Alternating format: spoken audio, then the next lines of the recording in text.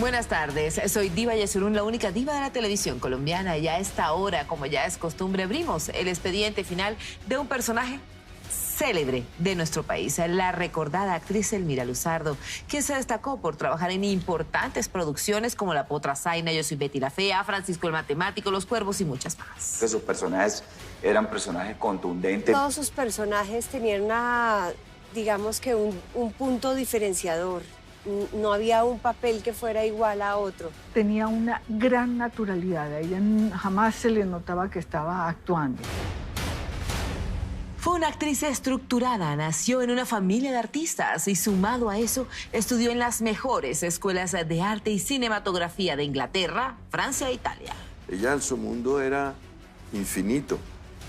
En eso se distinguía mucho de otras actrices. Y sabía vivir la vida de una manera maravillosa. Era una persona muy culta.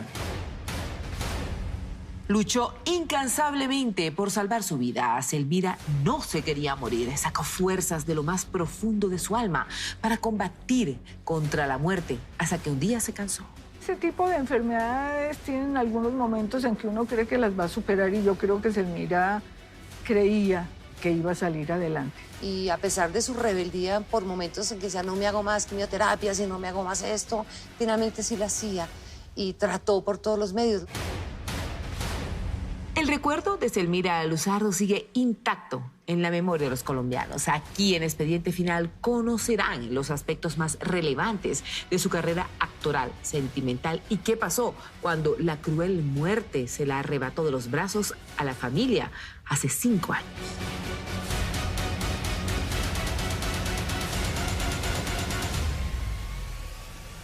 Cuando pensábamos que ya iba a salir de eso, resultó que vino lo peor.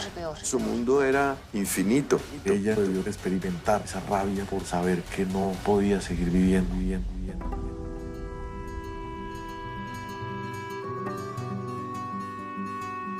Elmira Luzardo siempre se caracterizó por ser una mujer con un temperamento fuerte, pero con una dulzura envolvente.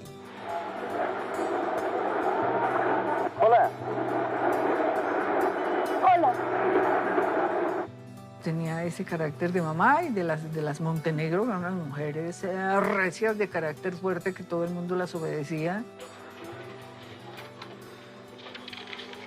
No me quedo ni un minuto después de las 5 así me boten.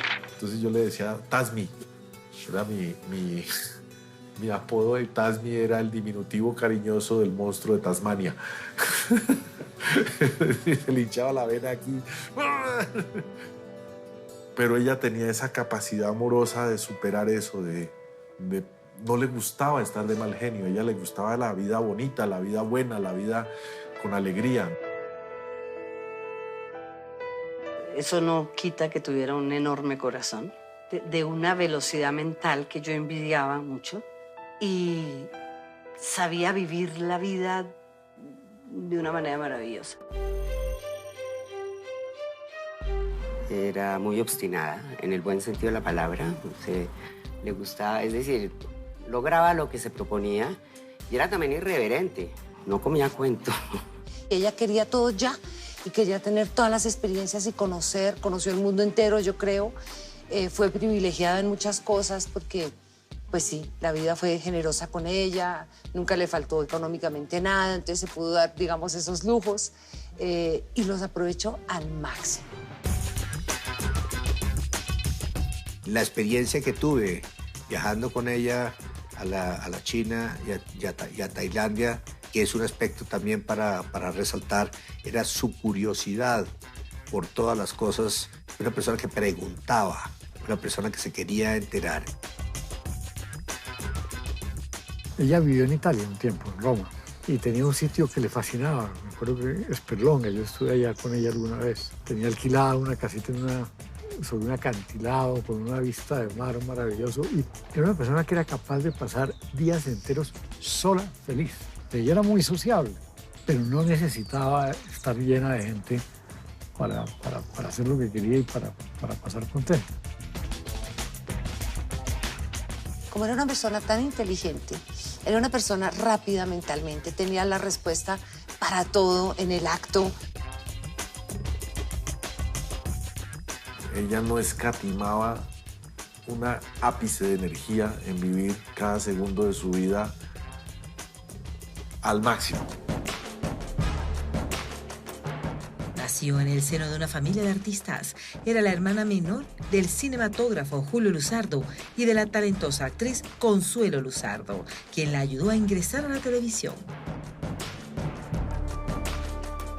Creció así, metida en el país, metida en el conocimiento, metida en la cultura, en el teatro. A nivel familiar nunca hubo esas dotes artísticas de ninguna índole. Médicos, abogados, papá fue arquitecto, puras profesiones liberales. Esto se da en esta generación. Se dio papás inteligentes que, aunque les parecía extraño y los timbraba bastante, aceptaron por respeto a las decisiones de sus hijos, cruzando los dedos de que les fuera bien en eso tan extraño, porque para ellos era totalmente exótico y extraño. Ella fue del grupo de María Cecilia Botero, de Amparo Grisales, de Mauricio Figueroa. Fueron los jóvenes que entraron y fueron los que de una u otra manera cambiaron todo el esquema de la televisión. Consuelo fue alumna de mi papá en la Escuela Nacional de Arte Dramático. Entonces mi papá adoptó a Consuelo como una hija más. Y ahí muy chiquitas, tendríamos como unos 7 años, algo así, Selmira y yo. Y ya empezamos a ser amigas y a pasar mucho tiempo. De hecho, Selmira y yo actuamos en una obra de teatro que escribió y dirigió mi papá. Ella desde siempre, desde que comenzó, tenía una gran naturalidad. A ella jamás se le notaba que estaba actuando. Inclusive en una época donde la actuación no era tan natural como ahora, porque eso ha ido cambiando. Creo que un poco por una escuela norteamericana que ha ido yendo en ese camino, ¿no? De que se note menos, cada vez menos, que esa actuación. Que sea no actuar un personaje, sino ser un personaje. Es que ella tenía ese talento innato. Ella no había estudiado actuación per se. Ella había estado en Europa, en Italia, etcétera, estudiando humanidades, ¿no? Estudiando historia. Era una persona muy culta. Es de las, digamos, en el medio de las personas más cultas que yo he conocido. Entonces no era de sorprender que ella demostrara ese talento innato así. Y yo realmente siempre quise trabajar con ella y la admiraba bastante, no solo por su belleza, sino por su trayectoria, por su experiencia, por lo buena actriz. Yo creo que Selmira hubiera preferido ser actriz de teatro que actriz de televisión. Pero, digamos, el desarrollo del teatro aquí en Colombia hacía difícil para una persona dedicarse exclusivamente a actuar en teatro. Ella lo buscó y lo intentó varias veces. Ella con Consuelo, con el Teatro Libre en particular, montaron varias obras muy exitosas. Su debut actoral fue en 1971, en una exitosa producción llamada Volverás a mis brazos. La primera obra de teatro en la que ella participó, que tenía como 7 años, y estaba trabajando yo ahí. Entonces a mí me decía la directora Blanca Perla Ortiz: Consuelo, por favor, fíjese en su hermana. Hable así. Colombia se enamoró de su talento y de su evidente belleza, gracias a personajes como Catalina Ángel en la telenovela Yo soy Betty la Fea. También participó en Francisco el Matemático, Los Cuervos, Las Señoritas Gutiérrez, La Mujer del Presidente, La Potra Zaina, El amor es más fuerte y muchas más. Sus compañeros la recuerdan como una mujer talentosa, disciplinada y organizada. Tenía un carácter muy especial y era una manera, además de pausar sus textos y de tener unas reacciones muy naturales, y muchos actores pecamos en el sentido de dar letra. ella realmente parece que estuviera buscando cada palabra que estuviera diciendo con una seguridad y una destreza que no he visto, que no he vuelto a ver. Dicen que tenía una memoria privilegiada. Primero, además de ser muy inteligente, era estupenda para las matemáticas, pero realmente muy, muy, muy buena. Y ahí entonces más bien se fue yendo por la parte del cine y de la fotografía y de la actuación y dejó sus matemáticas a un lado. Oye, eso es mucho. ¿De dónde lo sacó, Norma? Una de sus grandes satisfacciones fue haber tenido una destacada participación en el Festival de Teatro de Cádiz, en España. Estuve en el Festival de Cádiz, en el Festival Iberoamericano de Cádiz, y esas memorias de ella me hablaba era de sus recuerdos con el flamenco y con la música y del viaje que significó para ella vivir esa experiencia. Sí, pero era más lo externo que lo interno. Ella a los flashes, a las entrevistas, al protagonismo, ella le huía. También participó en varias películas, entre ellas Esposos en Vacaciones y Colombian Connection. Tuve la oportunidad de viajar con ella a Nueva York para el estreno de la película Colombian Connection. Ella fue muy solicitada por la prensa neoyorquina, le sacaron muchos reportajes y todo. Para el estreno de la película vino un representante del alcalde, le hicieron calle de honor. Fue un gran acontecimiento.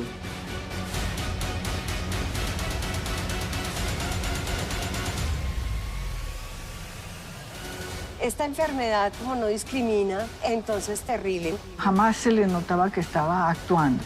Sabía vivir la vida de una manera maravillosa.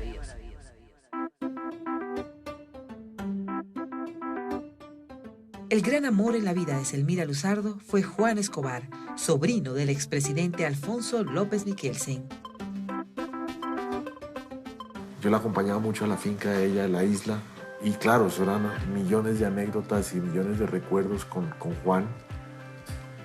Tengo entendido que era un ser humano absolutamente brillante también, de una inteligencia descomunal. Juan no era un hombre buen mozo, pero era un hombre con una energía fantástica, de una inteligencia sobrada. Es como oírlo de nuevo. Ese muchacho piensa como tu papá.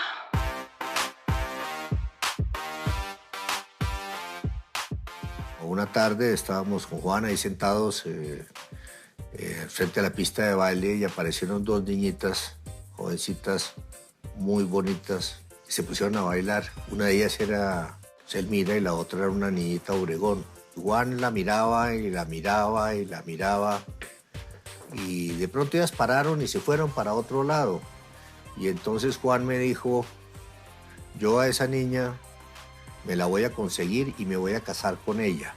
Y efectivamente, 10 o 15 minutos después apareció Selmira, divina, con la niña Obregón, y se acercó y se fue acomodando a conversar, y Juan evidentemente empezó con su inteligencia a envolver a la niña. La niñita Obregón dijo entonces de pronto, yo me tengo que ir.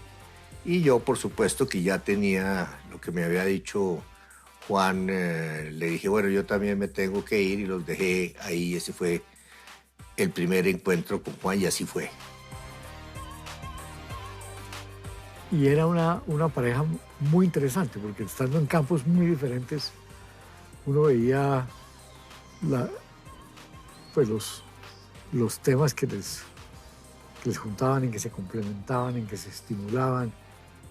Juan siempre estimuló mucho la actuación de Selmira. Quizás el dolor más grande de su existir fue cuando, de manera sorpresiva, su esposo fue asesinado enfrente de ella. Incluso su vida también estuvo en peligro en ese momento.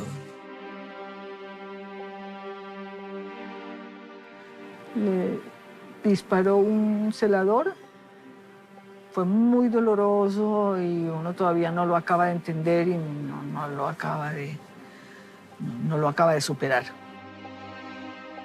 Me tocó verla el día de la muerte de Juan, absolutamente traumatizada, no solamente pues porque estaba perdiendo, yo creo que al hombre de su vida, sino por la circunstancia en que le tocó, en el sentido de que pues, un accidente absurdo con un vigilante que les disparó por detrás, ellos saliendo en el jeep que era de carpa, y le pegaron los tiros a Juan y a ella le pasaron por el lado, es decir, se salvó absolutamente de milagro, y entonces vi a la mujer dolida, a la mujer sufrida.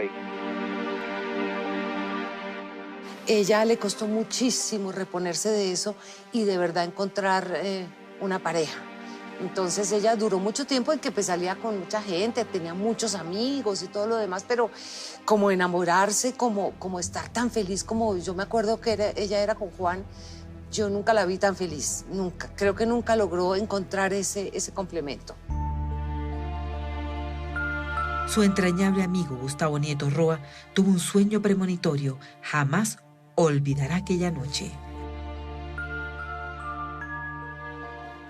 Ella me llevó un día a su casa a cenar y su esposo me dice, bueno, Gustavo, esta es la última vez que nos vamos a ver. Y yo le dije, ¿pero por qué? Y me dice, porque yo ya me voy a morir. Bueno, yo viajé a México y estoy en México y tengo un sueño. Y me soñé que Juan había muerto y que me estaba diciendo, Gustavo, le dejo a Selmira para que usted se encargue de ella y la cuide. Bueno, cuando yo me desperté, preocupadísimo por esa responsabilidad y ese encargo, llamo a mi oficina y pregunto por un agente y me dice, no, don Gustavo, todos están en el entierro de don Juan. Y yo dije, ¿cómo así? Sí, es que él murió ayer, preciso cuando yo tuve el sueño. Y eso me impactó muchísimo.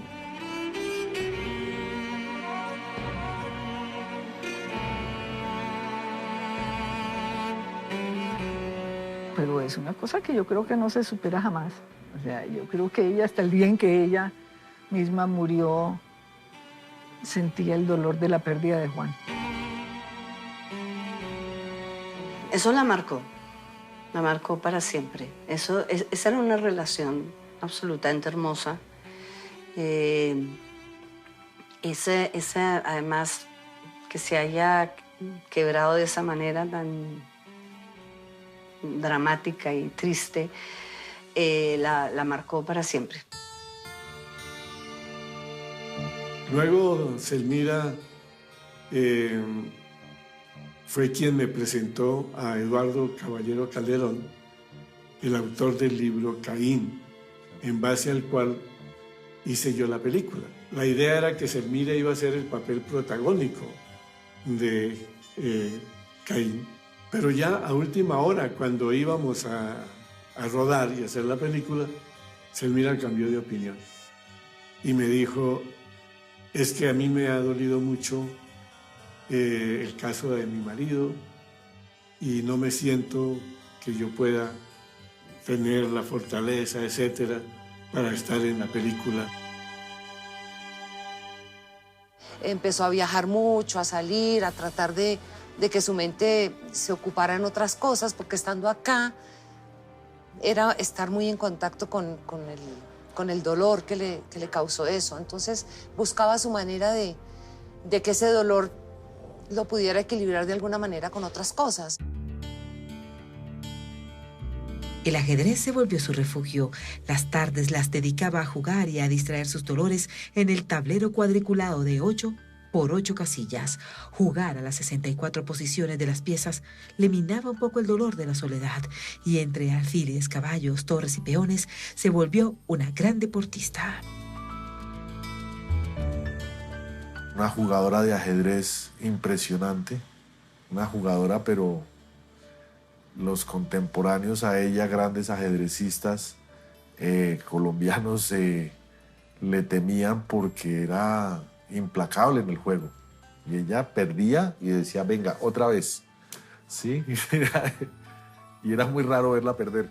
Sí, ella, un tablero de ajedrez y brincaba. Eso se podía parar el mundo, pero ella veía el tablero de ajedrez y era, a ver, ¿quién me sale? Fernando Gaitán le escribió cuando Selmira murió una columna bellísima en el Tiempo, hablando de una anécdota, porque Fernando también era ajedrecista. Y no, pues Fernando vivía, era con ganas, era de ganarle a Selmira. El reto de Fernando era, le voy a ganar. ¿Sí? Y Selmira, pim, pim, pim, jaque, papá.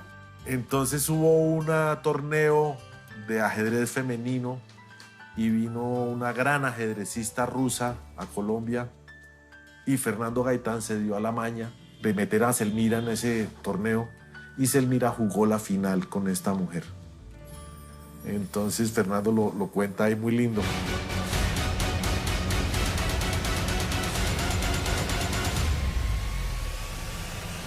Ella debió experimentar esa rabia por saber que no podía seguir viviendo. El cáncer de estómago, si se agarra a tiempo, se puede sacar. Desafortunadamente no fue tan a tiempo.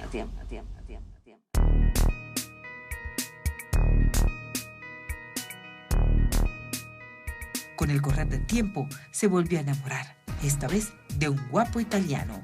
La relación sentimental no prosperó. Sin embargo, tuvieron una hija llamada Laura Canevari.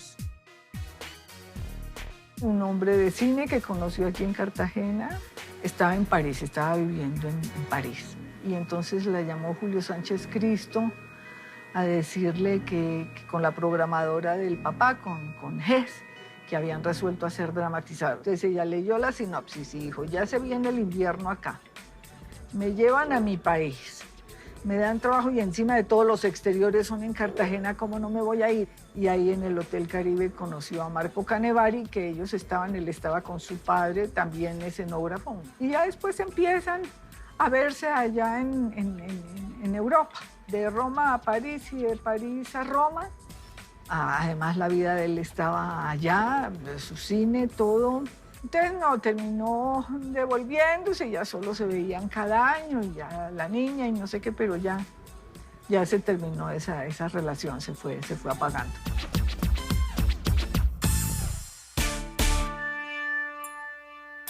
Con Laura cumplió el anhelo de ser madre.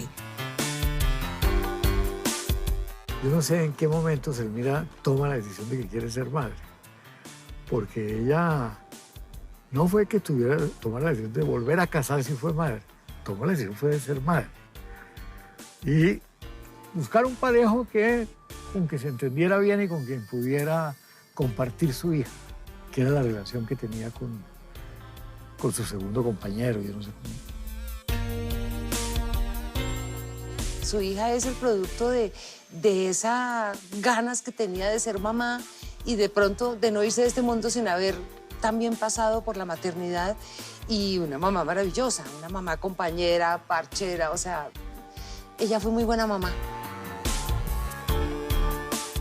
Maravillosa, maravillosa porque entonces era muy cómplice. A ambas les gusta, tienen gustos similares, aunque no tienen caracteres similares.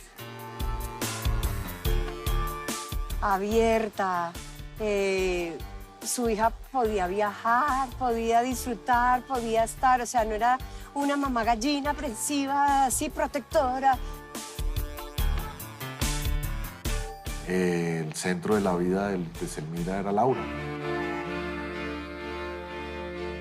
Quienes vivieron esta faceta junto a ella aseguran que le dio una excelente crianza y la joven se convirtió en una destacada oceanógrafa que hoy en día está radicada en Londres. Desde que nació Laura, como yo no tenía hijos, entonces Selmira me permitió estar ahí en todo momento. O sea, yo no me perdí absolutamente nada. Ni del embarazo de Selmira, ni del nacimiento de Laura, ni de la crianza de Laura. O sea, yo era esa tía que está ahí, la tía preferida. Laura es una mujer estupenda, en un campo muy distinto al de Selmira, muy exitosa.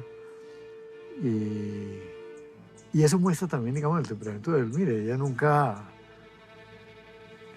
quiso orientar a su hija en un sentido o en otro, sino en la forma como lo que ella quisiera hacer. La apoyó en todo y Laura ha llegado muy lejos. Pues como mamá, pues recibir una graduación de su hija en la Universidad de Oxford, becada, con una tesis laureada, pues creo que puede ser el sueño de cualquier papá, ¿no? Entonces, sí, ella, yo creo que tuvo conciencia plena de que educó muy bien a su hija y que su hija era una persona libre y que tenía todas las herramientas para enfrentar la vida y enfrentar al mundo. Estuve con el papá de Laura en Italia el año pasado y me decía, yo lo que más le agradezco a Selmira es que haya educado a esta niña como la educó. Vive orgullosísimo de la niña, que es fantástica en todos los campos, pero de la educación que Selmira le dio a esa niña. Soñaba culminar su casa en Providencia, que era su mayor refugio. Para Selmira, Providencia fue el final de su vida y fue a lo que le dedicó su vida. Llegó y al día siguiente compró un terreno. Ella, después de que acabó la Potrasaina, estuvo un año viviendo en Providencia para estar ahí viendo cómo se hacía la obra, cómo se hacía la casita. Por eso Laura se vincula tanto al mar. Una casa alta, con una vista desde muy arriba del mar, no una casa junto al mar. Lo de Sperlong era idéntico. Esas vistas lejanas, altas del mar, le producían una tranquilidad muy especial. Ella no desaprovechaba el instante en que decían fuera el aire y sabía que no grababa en 4 días, pues ya tenía los pasajes comprados para Providencia y se iba esos 4 días y volvía. Se enamoró de Providencia. Incluso medió ante el entonces presidente Juan Manuel Santos por la defensa del dominio marítimo de Colombia en el Mar Caribe hasta el meridiano 82. Su trabajo fue en vano. La Corte Internacional de Justicia concedió 531 kilómetros para Nicaragua desde su costa y 65 para nuestro país. Ella le hizo el análisis de por dónde debía llevarse la negociación en La Haya. Sí, ella tenía clarísimo que aquí en el interior de Colombia el tema de San Andrés y Providencia era pues una isla ya perdida y que, pero ella le dijo a Juan Manuel Santos, le dijo, el camino debe ser por acá, eso es una reserva de la biosfera. Y una reserva de la biosfera no se puede tocar sus límites. Quienes conocían a Selmira de cerca sabían que era una mujer a la que muy poco le preocupaba su salud. Era adicta a tomar café y a fumar cigarrillo. Finalmente, la vida le pasó factura por eso, como se dice popularmente. Tenía una dieta bastante desordenada. Sí, eso eran motivos pues a mí me tocaba vivir mucho el cotidiano de ella. No, es que Selmira nunca comió. Con Juan Escobar era una Coca-Cola litro y un paquete de papas fritas, eso era lo que... Y jugaban ajedrez todo el día. Es que ahí había unos lazos, además más allá de una amistad. Entonces eso, nadie se cuestiona nada y con Selmira hablamos cosas de su enfermedad fuerte. Yo le jalé las orejas un par de veces. Lo que pasa es que el cáncer de estómago, si se agarra a tiempo, se puede sacar. Entonces esa esperanza teníamos, sino que pues, desafortunadamente no fue tan a tiempo.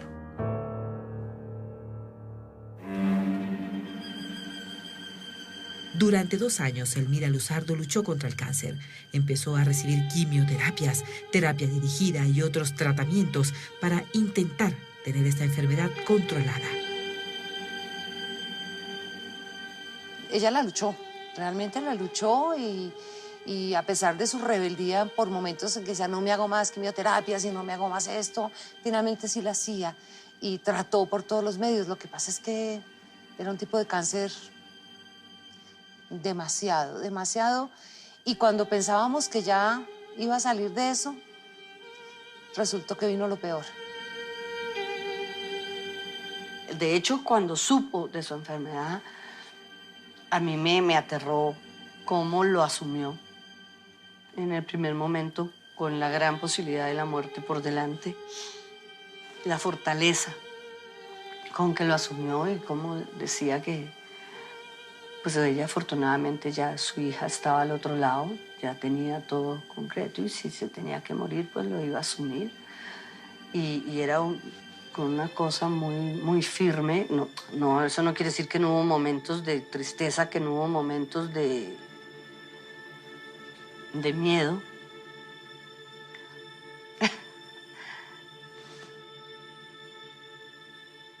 pero muy fuerte. Ella me decía, un día me dijo, no, Natalia, es que esto como que, esta enfermedad como no discrimina, ¿sí? Entonces, terrible. Imagínense que es tanta la gente que está enferma que a mí me ha tocado los exámenes como a las 4:30 de la mañana ir a hacérmelos. Yo feliz porque no hay nadie y nadie me ve. Llegó un momento en el que sintió que tenía que concentrarse en salvar su vida y optó por hacerlo sola. Así las cosas, un día reunió a todos sus amigos y decidió despedirse de ellos.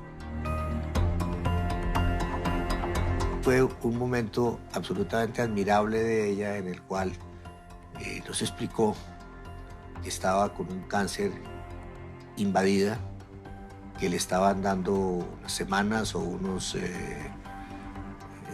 días contados de vida, que no la iba a luchar con la medicina que le podía afectar de las quimios y de las radios del asunto, que consideraba que ya había tenido una vida absolutamente maravillosa, absolutamente feliz, y que quería compartir con nosotros, sus amigos, esa circunstancia. Y fue la última vez que la vi. En el último año ella se apartó y yo creo que, conociéndola, yo sí creo que ella en algún momento debió experimentar esa rabia por saber que no podía seguir viviendo. Para una persona como ella, Gosetas, una mujer muy hermosa, que llamaba la atención por donde estuviera, pues eso debió ser duro, ¿verdad? Y ella sí se acabó recluyendo mucho. Cuando yo llegué al país como en diciembre,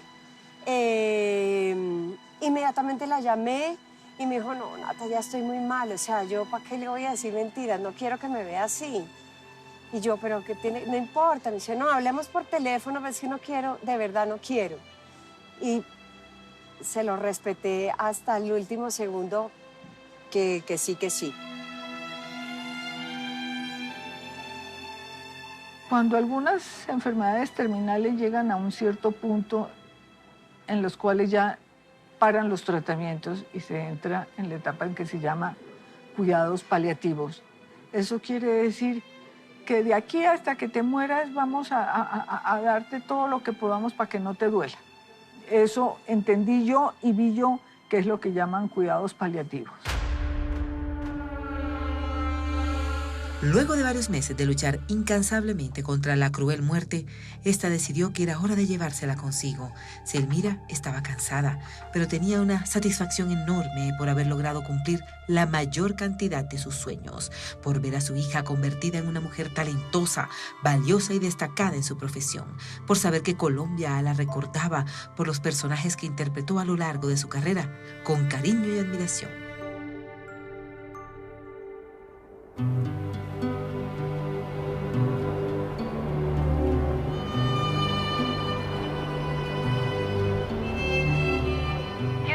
Noticia sacudió al mundo de la televisión colombiana. La actriz Selmira Luzardo falleció a los 60 años de edad a causa de un cáncer que padecía desde hace 2 años. Ella muere en su casa, con su hija, y con su hermana, con un médico amigo de la familia. Sí, la clínica no quería. De hecho, muriéndose, el médico le dijo, estaban en la casa, le dijo, ¿quiere que vayamos a la clínica? Y ella dijo, sobre mi cadáver. Era un personaje muy especial y duele. Duele esa pérdida, mucho. Pues es que el legado que le dejan a uno sus familiares es de todo lo que fue su vida, de todo lo que se compartió con la de uno. O sea, para otra gente sí, un legado de que fue una actriz hermosa, talentosa, exitosa, buena amiga de sus amigos. Eso es, pero para uno es ese pedazo de la familia que ya no está. Y recuerdo muy bien que como a la 1:30, 2 de la mañana, recibí el mensaje de Laurita diciendo que Selmira se había ido. Sí, a las 2 de la mañana, algo así, me llamó Laura a decirme, Santi, mamá se fue. Selmira es, bueno, la llevo en el corazón, la llevo en mis recuerdos. Yo veo muchas veces mis propias películas que hice con ella solo para volverla a ver.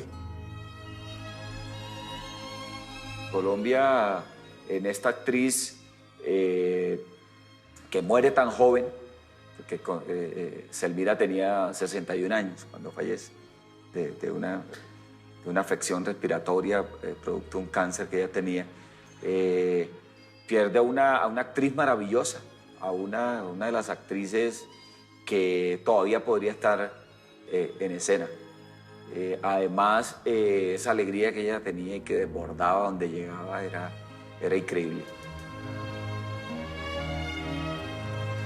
Colombia, cuando Selmira murió, estoy seguro que perdió no solamente una gran actriz, sino una gran pensadora, una persona con un futuro maravilloso, lleno de horizontes, pero principalmente Colombia perdió a una gran mamá. Perdimos un ser espectacular.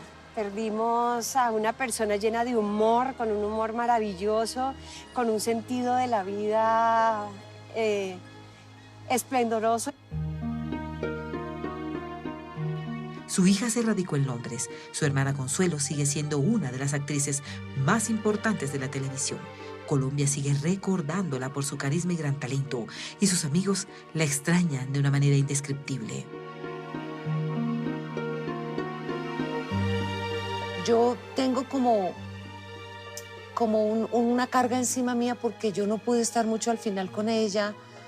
Yo estaba en unos momentos de mi vida muy complicados también y siento que me hizo falta ese final con ella. Y eso me va a quedar toda la vida como dicen uno, como una carga que voy a llevar siempre. A mí se me quedó para siempre grabada la sonrisa y los ataques de risa que nos daban. Eso era lo más frecuente entre nosotras y con María Cecilia. Las tres éramos todo el día muertas de risa. De hecho, además, cuando cumplió justo el año de muerto Juan, María Cecilia y yo estábamos en mi casa y ella nos aterrizó allá con una botella de vino y vengo, vamos a brindar por Juan, y lo que hicimos esa noche fue sentarnos las tres a tomar vino y brindar por Juan, muertas de la risa, recordando una cantidad de cosas. Entonces siempre como que aún entre lágrimas prevalecía estarnos riendo. Fue una parte de mi vida muy, muy importante. Pasamos momentos muy felices juntas y realizamos proyectos maravillosos. Y es difícil encontrar una amistad así tan cercana. Hoy en día encontrar una mujer como ella no es tan fácil, porque es una mujer que está preocupada todo el tiempo por su parte cultural, para estar como muy empapada, por viajar, porque era una mujer que nunca daba escándalos, una mujer muy tranquila, una mujer concentrada en su trabajo, una mujer muy especial. Fuimos las mejores amigas, o sea, apoyo en todo y compañía en todo. O sea, vivimos muchas cosas, nos consolamos cuando había que hacerlo, fiesteamos cuando había que hacerlo, viajamos muchísimo, o sea, muy, muy, muy cercana. Era no solo mi hermanita, sino realmente mi mejor amiga. La persona más cercana a mí en la vida fue mi hermana Selmira. Ahora lo es mi sobrina. Los sueños de Selmira Luzardo quedaron truncados por su temprana partida. A su familia le quedó la satisfacción de ratificar que cuando un actor entrega el alma en el escenario, el público jamás lo olvida. Y precisamente a Selmira la siguen recordando como el primer día. Aquí se cierra el expediente final de esta destacada actriz. Nos vemos dentro de 8 días con otra historia de impacto. Y recuerden acostarse temprano porque es mejor madrugar a trabajar que a buscar trabajo. Que tengan una feliz semana.